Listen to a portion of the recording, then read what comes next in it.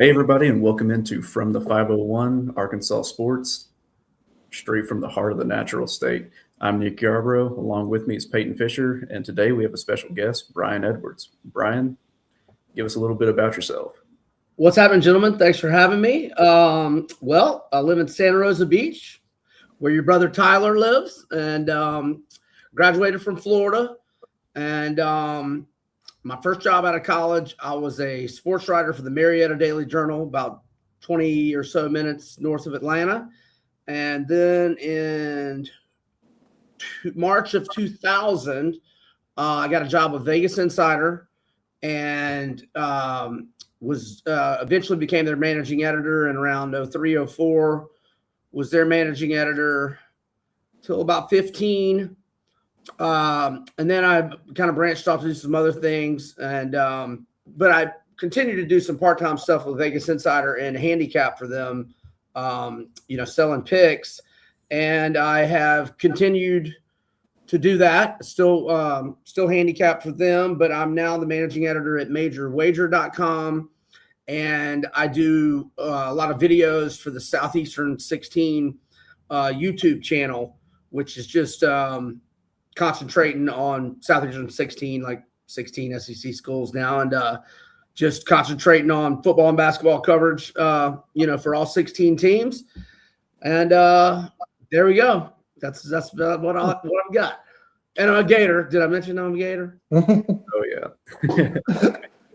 Well, let's jump into it. I mean, the biggest thing right now, college football playoffs, national championship. First of all, Brian, do you think that the best 12 teams made the playoffs this year? How do you feel like they did with the actual playoff seeding? No, I think Notre Dame was in my top 5 or 6. But now, they've looked good having Miami in there because, and look, I understood Miami with the head-to-head. But, I would have been fine with Notre Dame getting in ahead of Alabama. I don't know that Sankey would have been good with that. Or Oklahoma, really. Yeah, I think Notre Dame would have beaten Oklahoma and Alabama on a neutral field, maybe even won outright at Oklahoma. And look, they lost 2 really, really close games early in the year. And, you guys got a great look at them. I know that was a bad performance by Arkansas, but they were really good. Now, I get where people could nitpick at their schedule and all, but, they were blasting everybody. That Pittsburgh team was on fire when they went up to Pittsburgh in the cold weather, that was Miami that went to Pittsburgh. Oh, wait. Notre Dame beat Pittsburgh too, didn't they? I think they did. But anyhow, it was Miami that beat them in the cold at the end of the year. But anywho, I would have had Notre Dame in there. But other than that, I think they got it right. But I don't think it's going to matter. I think we're going to be moving to 16 here real soon, if not next year.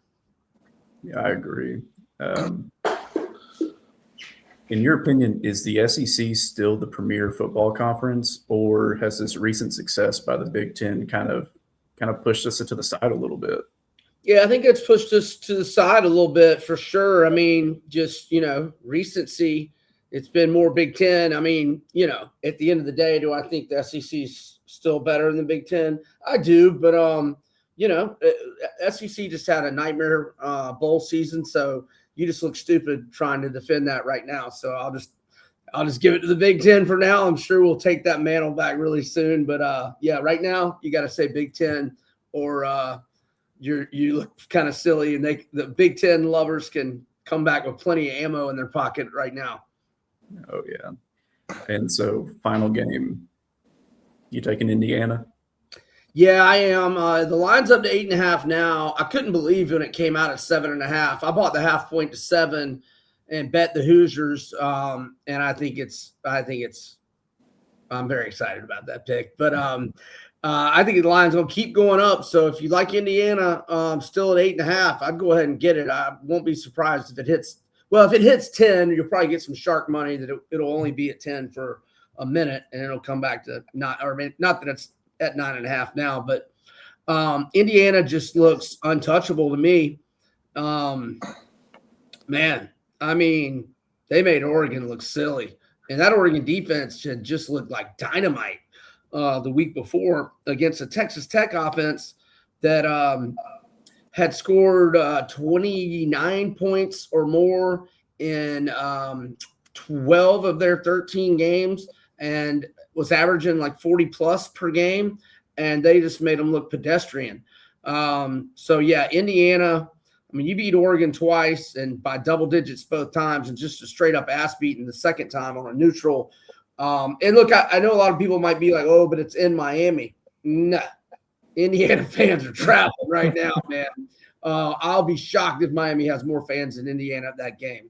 I mean, at best for the Canes, it'll be 50-50 in my opinion, because that team is traveling. I've had some Bama friends tell me it was like 80-85% out in Pasadena. And it certainly looked every bit that in Atlanta as well.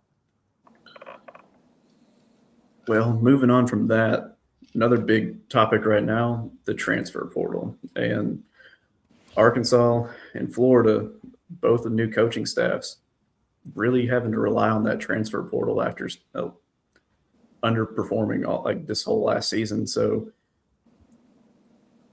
from the Arkansas side, how do you think they've done so far with Silverfield's first portal class coming in? How well do you think they've done so far? Well, overall, in the entire class, which is kind of hard to judge, Silverfield, and I haven't been on top of it, how many commits y'all had that might have dipped out, with the coaching change. But and I'm going by 247 Sports Composite, which right now has, in terms of the transfer specific, has Arkansas number 22, but overall it has number 42. But I mean, look, I like the guy who I'm scrolling down trying to find his name right now. AJ Hill was one of the best recruits in Memphis history. I know he didn't play much, but when he did play this year, he looked good. He was a 4-star out of high school. I don't think he played in 4 games, so or certainly didn't play in 5. So he's a red shirt. I think he's got a lot of potential. So you get him transferring in. I also like the running back Sutton Smith that came in as well. And I'm just kind of scrolling down looking for. I know Jamonte Waller from Auburn was a huge name. He was I forget if he was a verbal to Florida at one point. I know we were in the mix for him. And I know he hasn't lived up to expectations, but, fresh start for a guy that was a high 4-star coming out of high school. So I think that's a good get. And, I see some other guys that were 4 stars out of high school, but are 3-star transfers. So, I mean, with those kids, a fresh start's good and hopefully have some hungry guys. One of them I'm looking at right now, Braden Lee, the corner out of Maryland, was a 4-star out of high school. So was the corner from Georgia State, Tyler Scott, although he must have gone somewhere before Georgia State because I doubt Georgia State was pulling a 4-star. Bryant Williams, the offensive tackle from the Raging Cajuns, I know was a big name in the portal. I bet that's probably your highest rated guy from the portal. So that's a really good get at one of your tackle spots. Another guy was a 4-star out of high school, Jelani Watkins at wide receiver, who's coming over from LSU, and then Chris Marshall, wide receiver from Boise State. So, it looks like he's doing a pretty good job so far. And I'm not sure how many roster spots you guys have left, but I would imagine he's not quite done yet. When's the portal close? When did it open? The second? Yeah, it opened the second. A couple more days, I think. I think you want to say it closes the 15th or 16th, maybe. But yeah, so I think he's done a pretty good job. And on the flip side, how do you think John Summerall's done at Florida? Okay, so when you look at Florida, I don't think we've only gotten one 4-star transfer, and I'm pretty sure I only saw one 4-star transfer for Arkansas there, the offensive tackle from the Raging Cajuns. But the best thing that Summerall's done, in my opinion, is that he retained the key players that we wanted. And I'm sure nationally, maybe people are thinking we were heartbroken by losing Lagway. And look, Lagway's a great kid. I want nothing but good things for him. But there was no heartbreak. There was no heartbreak there. You're second in the nation in interceptions. There's no heartbreak with him leaving. So he retained Jaden Ball, which was huge. Dallas Wilson and Vernell Brown, which was huge. Graham, the linebacker, who's been our best player on defense probably since like halfway through his freshman season. So I really like the key guys that we retained. And then the highlight, the 4-star receiver is Eric Singleton, who started his career at Georgia Tech, was at Auburn last year. So I think with Vernell Brown, Eric Singleton, and Dallas Wilson, I think that's as good, top 3 receivers as anybody in the country. I know Dallas Wilson only played in a handful of games this year, but you guys saw what he did against Texas. Also had a touchdown catch against A&M, and then he got hurt like a week or two later. So obviously he was oft injured as a freshman, but this guy's a beast, total stud. And I think it'll be a different story next year. And I like the staff that he's built. Buster Faulkner is the OC. Obviously did a really good job at Georgia Tech. And, how Silverfield's bringing over some Memphis guys. Buster brought some guys from Georgia Tech. Luke Harpering. You guys might be too young to remember his dad was a badass basketball player for Georgia Tech back in the day. And he brought in another good interior offensive lineman in Harrison Moore. And he also brought in a wide receiver in Bailey Stockton, who's pretty good. And then the key guy being Aaron Philo, who hasn't played a lot, but he did start a couple of games, one this year, and then either 1 or 2 the year before, when I believe he was a true freshman, and he played well. And Faulkner's really high on him. And I think that they went with him rather than go for one of the more higher-priced quarterbacks, because they feel good about Tramel Jones, who redshirted this year. We got a 4-star incoming freshman.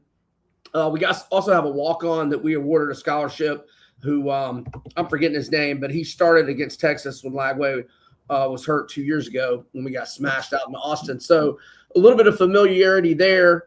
And we still might be getting an edge rusher from Tulane, and Summerall brought over his specialist. It's kicker and it's punter, and maybe even a long snapper too, although I'm not seeing the long snapper on this list here. So I think Summerall's done a good job. But the main things I will point out that I really like are the retaining of the best players on the roster, and then the staff that he's assembled, and then Singleton. And we'll see on Philo. But I haven't been like blown away by the transfers we're getting. But I think we might be involved with Jordan Seaton, the offensive tackle transfer from Colorado, who put his name in yesterday. I think we got some money left to spend, and maybe it's going to get spent towards him. I'm pretty sure he's a Florida kid that's been at Colorado. It's got 1 more year of eligibility. It's probably going to be a first-round pick. He was that 5-star that Dion got a couple years back. So you're familiar with Ron Roberts after his last 2 years being at Florida. What should Arkansas expect in getting him? Our defenses were not like like you look at the final stats on our defenses the last 2 years, they were not very good. But we really turned it around defensively in November of 24 and had really nice performances, those 2 ranked wins at home against LSU and Ole Miss. So I thought he was doing a really good job toward the end of November.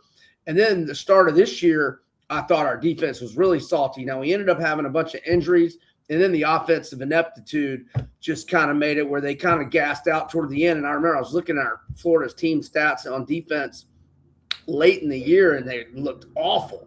But I just don't think it was a true representation of the job he did, because it was just not – we weren't getting – 3 and out. Your defense is going to get gassed out playing against elite offenses, and our schedule was brutal. So I thought he did a pretty good job, not an elite job, but a pretty good job. So, I think it's a pretty good hire. Yeah, we can use all the help we can on the defense. Last year. I will tell you one thing, though. From a gambling standpoint, I loved your defense, and I missed you. I was betting against your defense in some sort of way every week, whether it was the featured running back for the other teams going over his rushing yards prop. I tell you what, and I bet on Mike Washington, who I think is going to be a stud in the NFL. And he had a hell of a year for you guys, minus the dumbass fumble against Memphis there late. Ugh. And he had a couple of kills. Like, why is he fighting for yards there, man? He's trying to set up a field goal. Other than that fumble, and I think he had another fumble or two that weren't very good. But he was a stud. I was taking his rushing yards prop over all year. I think I only missed it twice. I probably went like 7-2 on it. And then I'm spacing on your quarterback's name. I'm in basketball mode now. Taylor. Yeah. Taylor was very good to me. His touchdown prop, his rushing yards prop over. I know you lost so many games at the end, and Petrino even yanked him, but I thought he had a hell of a year. A lot of yards, and a lot of team totals went over. So I thought y'all were a very predictable team to bet, and it worked out for me. But yeah, I know it was a nightmare watching that defense, man. Oh, yeah. I mean, anytime I bet on the Hogs this year, I bet the over. That's all I would bet. Well, it was a good thing. It was a good thing. It was very consistent. I had a couple of slip ups, but it was over way more often than not. Well, let's transition a little bit, talk a little SEC hoops. So, I mean, I know the season's early, conference play just started, but what teams have you seen so far that are in that upper tier, could run the table and win the league this year? Well, obviously Vandy, which is at the top, obviously right now. Florida's starting to get a little better guard play, and but Boogie and Xavier Lee have really struggled shooting the ball for the most part this year. I haven't looked at it since the game the other day, but I mean, we've been pretty much like in the 350s. There's 365 Division I teams in terms of 3-point accuracy. We've been like the 350s out of 365 most of the season. But Boogie had a great game at Duke, and then he had just his best game. Got a haircut. That's what we're giving him credit. Haircut.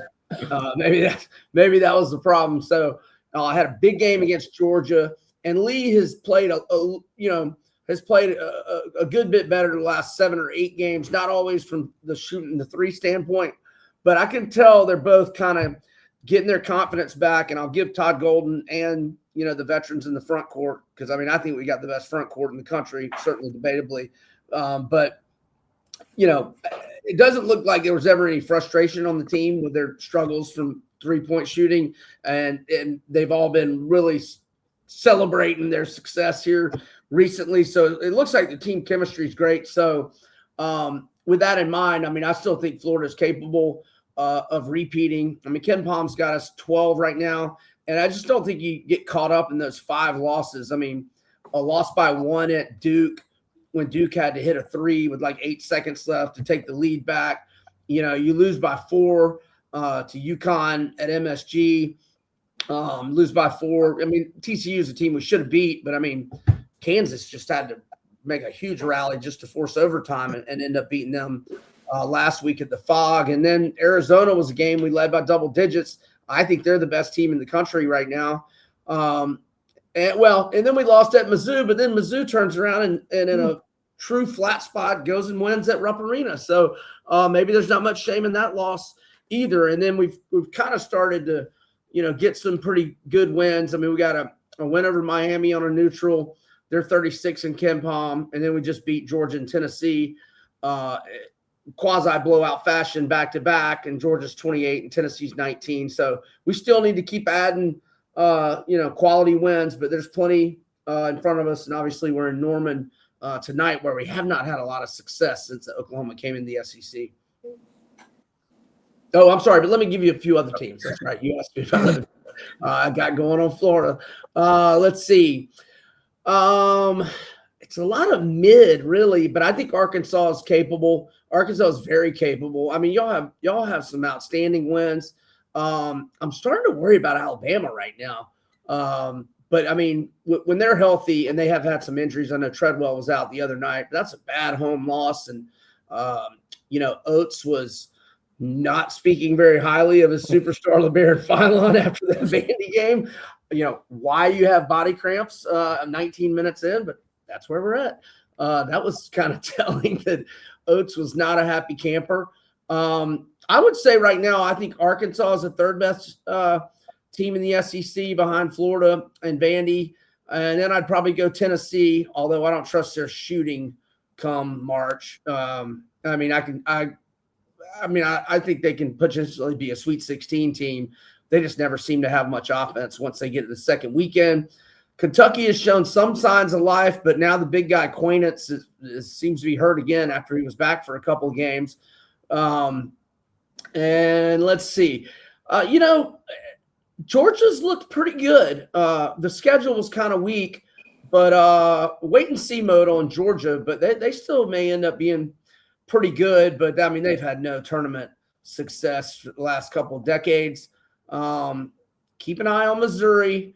And obviously keep an eye on Bama. But I would say Alabama's trending down. And I don't expect much out of Auburn. They'll have some good performances at home like they did last Saturday, but, it's first-year coach, kind of a transition year. So in terms of who can make it to the second weekend of the tournament, I'd go Vandy, Florida, Arkansas. I expect all three of those teams in the second weekend. And certainly Tennessee's capable, and Alabama and Kentucky are capable. And that's about it in terms of, getting to the Sweet 16, in my opinion. Three I think will be in. Three others, we'll see. Also, might sound like a homer a little bit, but is Darius Acuff the best freshman in the SEC? I think so. Nobody's coming to mind to change. He can get into the lane and get his own shot or kick out or throw an alley-oop or whatever, just about any time off a dribble that he wants. I think he's fantastic. And I think he's only going to get better. And he has the physical size that, a lot of freshmen get worn down as the season progresses. I don't see that happening with him. He's got plenty of muscle on that frame. Yeah, I think he's fantastic. And that's why I give Arkansas a chance any given night against anybody, because he can get to the rim and then create for his teammates as well. Yeah, this season's been fun to watch so far for the Hogs, just because Darius Acuff and Malik Thomas, they're finally showing us that true Cal freshman stars. Last year, Boogie got off, he was doing well, then the injury, Carter Knox didn't pick up till late in the season. It's nice to see what everybody was talking about in, those Cal 5 stars. Acuff's a significant upgrade from Boogie. No, I think everybody in Florida and Arkansas will agree with that right now. Even with Boogie coming off, either the other day or the Duke game were his best performances. But yeah, look at an Arkansas schedule. You don't have any shameful losses. You lose by 3 at Breslin, where very few teams win. You lose by 9 to Duke on a neutral. You lose by 9 to Houston on a neutral. And then the loss to Auburn the other night. But look, you got high quality wins against Tennessee by double digits. And I enjoyed that. I watched that Texas Tech game. That was a hell of a game, that early Saturday afternoon game. And I was gonna say, because that was Texas, maybe a quasi road game, but I'm thinking y'all had plenty of fans at that game. I know y'all have tons of alums in Dallas, and then Louisville.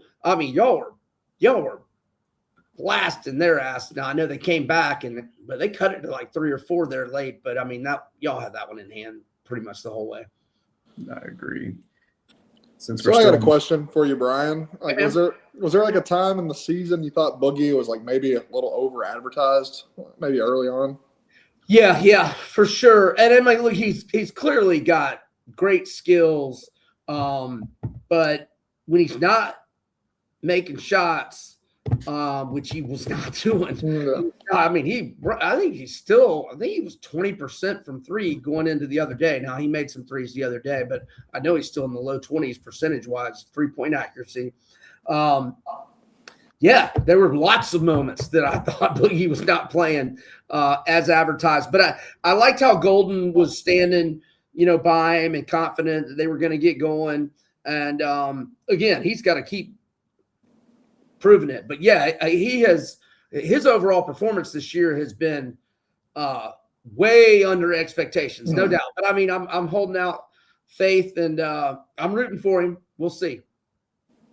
But yeah, no, I would send Boogie back to Arkansas and send you guys like 4 first-round picks. It's got compensation to get a cuff. Also, from an outsider's perspective, I want to get your opinion on Billy Richmond, because in my opinion, he might be the most impactful player on that team. Yeah, and he had a couple of games in the tournament last year where he played really well. I like Richmond a lot. He doesn't always show up in the box score with a bunch of points, but he's just always making plays on both sides of the court, and he's tough too. He's tough.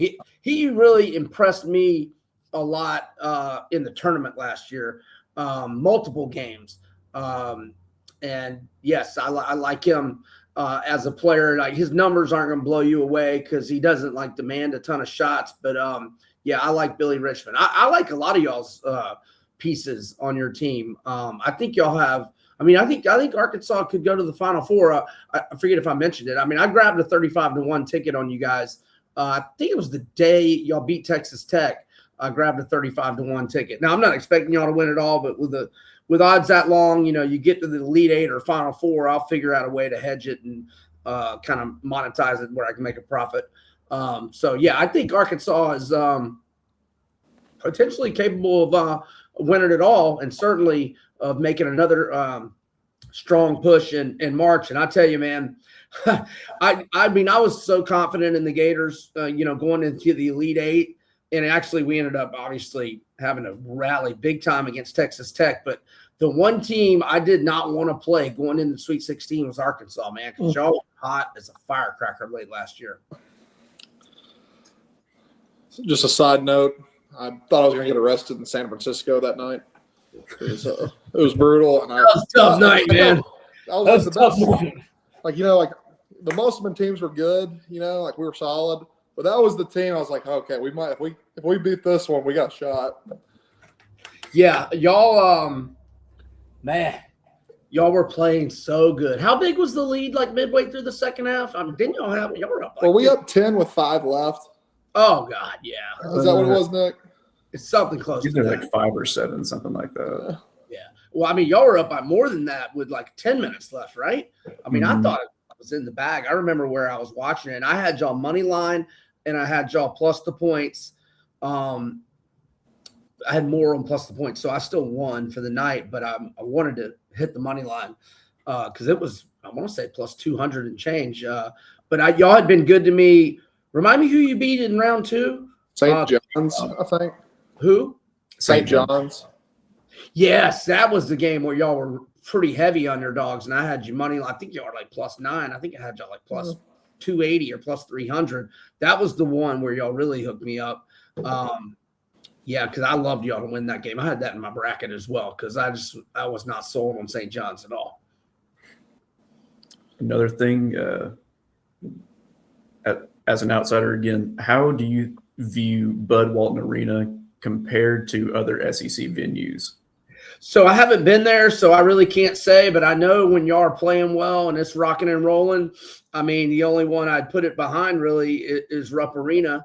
Tennessee's – I don't know if y'all have ever been to Knoxville. Thompson Bowling is just – it's bigger than Rupp. It's so enormous that, I don't feel like it gets as loud because they rarely fill it. They built that for Pat Summitt is what they built that arena for. Now, look, Rick Barnes has had a ton of success, and I know they fill it certainly when Kentucky comes there, and they get close to filling it a lot.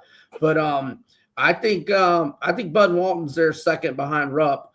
And I remember when you guys came into the league in '92, and I went to the Gators were playing on the Wednesday, where the teams that didn't finish whatever in the top 8 are playing. And y'all had so many fans there. And I was so impressed because my whole life I've been going to the SEC tournament, and Kentucky always dominate. I mean, they have like 80% of the crowd, and the other 20% is just kind of split with everybody else. Y'all had as many as Kentucky. It was wild to see. But anyway, y'all weren't playing on the first day, but y'all had so many fans there. They came to the first day and to party and all that, and y'all start calling the Hogs. And I had never seen that. Me and my dad had no idea what the hell's going on here. We had no flipping clue. So then the next day of the afternoon session, same thing. Y'all are calling the Hogs, and we have no idea. Like, what is this noise that we keep hearing? And so then the evening session, y'all played the last game of the night. So during the early game of the evening session, there's a lot more Arkansas. So now when y'all are calling the Hogs, it's a big deal. We can kind of start telling, okay, it's the red and the white. But I mean, Georgia's got red and white, and et cetera. But then Todd Day and Lee Mayberry and Oliver Miller, those guys come walking out of the tunnel just to watch late first half of the game before them. And when they came out, it erupted and they start calling the Hogs. I was like, okay, some Arkansas thing. It's 2 days to figure it out, but we figured it out. That is one thing.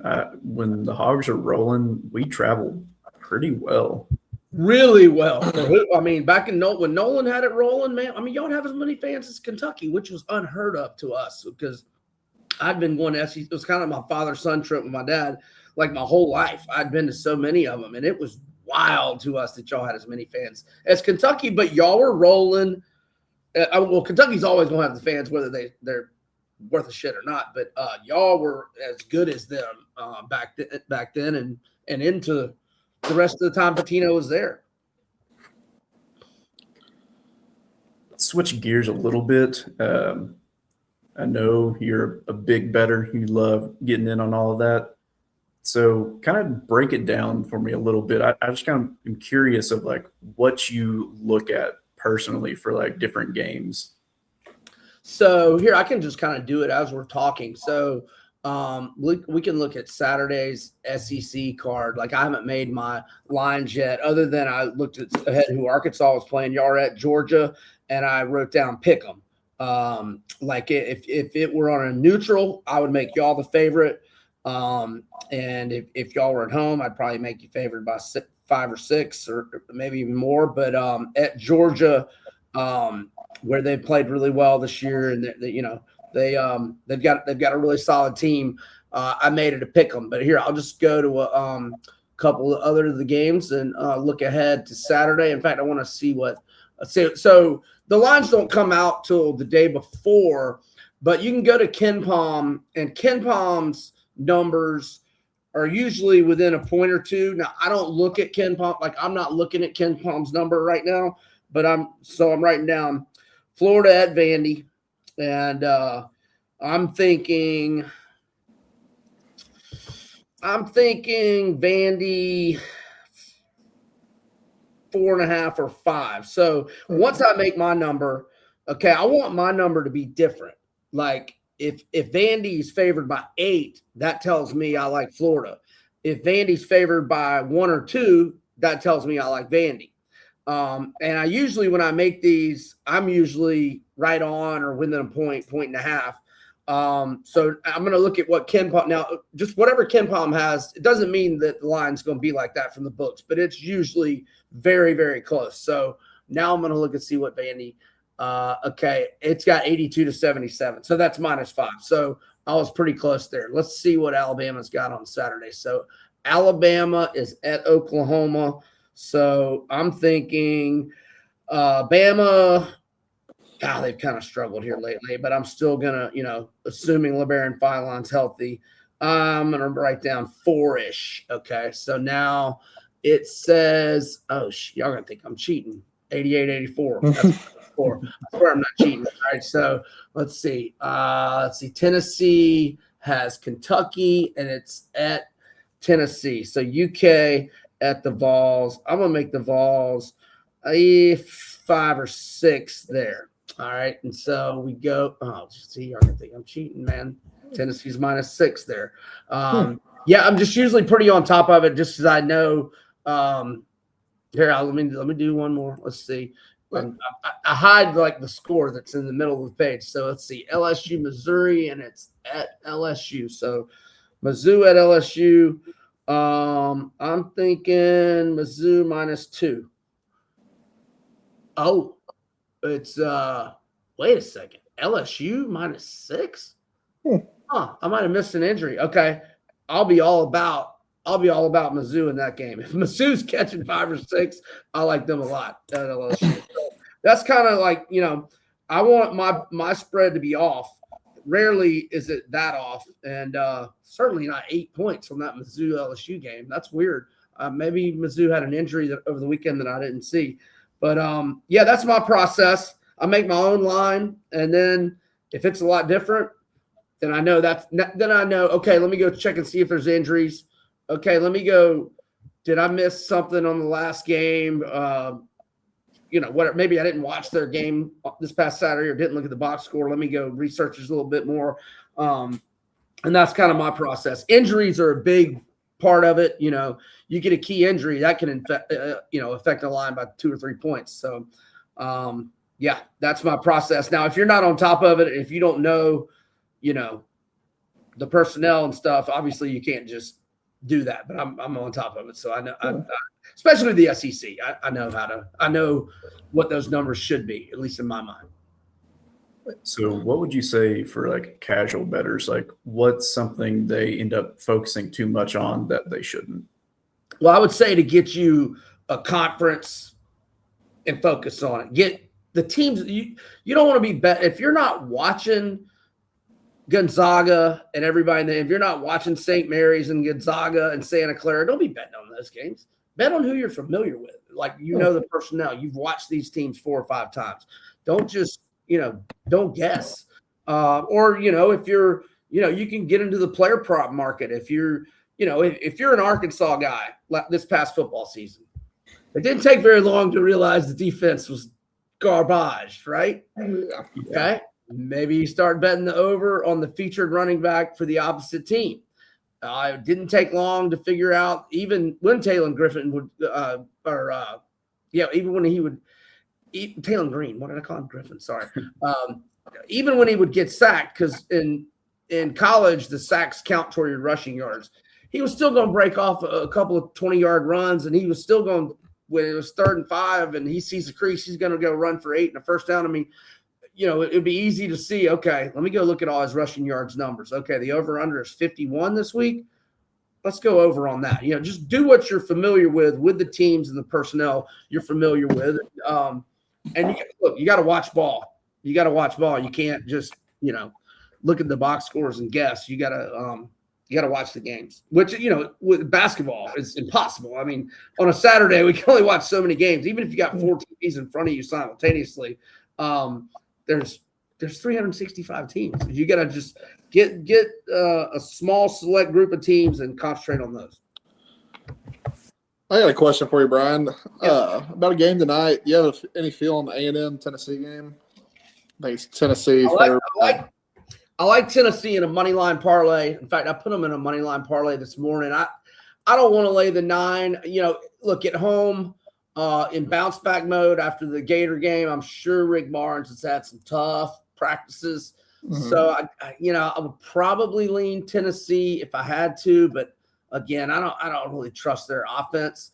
A&M wants to go up tempo. I will say 161 is a really high total for Tennessee, but let me look at a couple of their scores here lately because maybe they've been playing a little higher scoring. Here we go, Tennessee. Well, yeah, I mean, 90-68, that's 158 with the Gators the other day. They had a 156 with Texas. Yeah, they have been playing a lot more high-scoring games. Yeah, in general, that's a very high total for Tennessee, but I guess they're just not as salty defensively this year as they have been in years past. So a lot of when you get a 10-point favorite, I said a money line parlay, money line's way too expensive for Tennessee. It's -600, but if you find a couple other teams, preferably at home, that you think you're going to win, maybe you can get. So here's the one I did this morning. When I get home teams that are heavily favored, I'm confident they'll all win outright. Like I did Syracuse at home to FSU, and that's my favorite pick of the night. And I got it at 8 this morning. I think I saw it was down to 7 or even 6.5 at some spots. That's a late game tonight. I think FSU's on your fade list. Just look to fade them all the time. But I did Sparty at home to Indiana. That's minus 315. Nebraska at home to Oregon. That's minus 660. Syracuse minus 410 to FSU. And USC at home to a bad Maryland team minus 500. So that was a little bit of plus money. Like if you were to risk 100, I think you'd win. I'm trying to do the math here. You'd win around 112 or 113. But yeah, I don't want to lay the points with Tennessee. It's a pretty big number. And look, A&M, they shoot the 3 a lot. They have a good shooting night. Who knows? But if I had to pick it, I'd probably go Vols minus 10. I think they went outright, but yeah. Another thing, Brian, is there one coach in any of the big sports that you will not bet against? Curt Cignetti, but unfortunately, we've had that rule on our podcast for more than a year, but I've broken my rule and bet on Alabama, which was so stupid. But I made up for it last week, and I'm hopefully going to make up for it again on Monday. Yeah, you don't want to bet against Curt Cignetti. That guy's got it rolling right now, man. Man, does he ever have it rolling. Unfortunately, mine would be Kyle Whittingham. I think I'm like, that's a good one. That's a good one, man. Kyle Whittingham can coach. I think it's a hell of a hire by Michigan. Mine's more basketball. I have great respect for Tom Izzo. Oh, yeah. Especially if he's playing at home, there's no way I could bet against him. Yeah, I took Michigan State. Michigan State and Syracuse are my picks tonight, other than the money line parlay I mentioned. I got Michigan State at 6.5 this morning to Indiana. Indiana, was beating Nebraska a decent chunk of that game over the weekend, and Nebraska was able to rally. Man, they've been impressive. Nebraska ball, how about that? Undefeated still. That's wild. Yeah. Fish, do you have any more questions? One question I was curious about. I'm looking at A&M. I'd say they're like 13-3. Like I know that what's their coach? They play Bucky ball. Bucky ball. I was at North Alabama, right? Like, do you think? Yeah. Do you think they'll do all right? Like, do you think they're a tournament team? Maybe. Right now, it's potentially. Look, they're number 41 in Ken Palm. Their losses aren't overly shameful. Well, they did get beat by 24 at Oklahoma State, who's number 55. They lost at home by 12 to UCF, who's number 46. Losing overtime on a neutral to SMU, who's number 32. No shame in that. SMU didn't have Boopy Miller and gave Duke fits the other day. So the strength of schedule hasn't been good. They do win at Pittsburgh, which is not very good, but they're a top 100 team, 94. They've got a quad 1 win at Auburn last week, but that's their only quad 1 win. But they got a quad 2 win at home to LSU and another quad 2 win at home to Oklahoma. So nice little 3-0 start in the SEC. They got plenty of quad 1 opportunities coming up. Just in terms of prediction-wise by Ken Palm, it's got them projected to go 10-8 in the SEC, which would have them 20-11 overall. If that's what they do, I think they would go to the SEC tournament needing to win at least 1, probably 2 games. But look, I think if Bucky has them on the bubble in year 1, I think that's a pretty decent season to start. And if they get into the tournament, I think that would be a heck of a year 1 season. Yeah, we got a lot of teams in the SEC that right now would be bubble teams. And that goes for Missouri. It goes for Texas, Oklahoma, and those teams are and then you got LSU. Ole Miss, I wasn't impressed with Ole Miss's roster construction coming into the year. And I thought I thought they, and they've done a good job with NIL for football. And I thought the part of Beard staying last year was that he got some guaranteed money on NIL, but his work in the portal, I mean, he's a hell of a recruiter. I was not impressed with who he got. I'm not this is I think a down year for Chris Beard. I think he's a hell of a coach though. And Keith Carter, their AD, the fact that he had Chris Beard and Lane Kiffin as your 1-2 combo for multiple years, that's really impressive. Good old Arkansas boy. Yeah, that's right. You're an Arkansas guy, isn't he? No, Keith Carter. Oh, okay. I know he played at Ole Miss. I didn't know he was from Arkansas. Yeah, Perryville, Arkansas, I believe. Wait, was he at Arkansas State for a minute? But not from Arkansas. But I think it was Euler. Yeah, UALR in Little Rock. Oh, Little Rock. Gotcha. Yeah. I'm pretty sure his team beat Purdue in the tournament. Yeah, I feel like he had some success there. He's had success everywhere he's been. Oh, yeah. Well, Brian, it was awesome having you on. Really appreciate you taking some time to do this. You want to plug any of your social medias at all?